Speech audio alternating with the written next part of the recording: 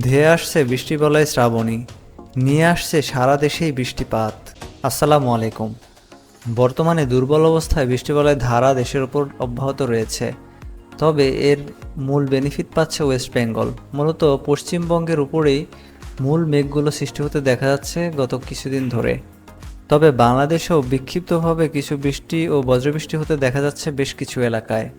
মূলত বৃষ্টিবলয় ধারা আগামী 11 তারিখ নাগাদ দেশ থেকে বিদায় নিতে পারে এবং এর পরপরই 12 তারিখ নাগাদ শুরু হতে পারে বৃষ্টিবলয় শ্রাবণী, যা চলতে পারে অন্তত 17 বা 18 তারিখ পর্যন্ত।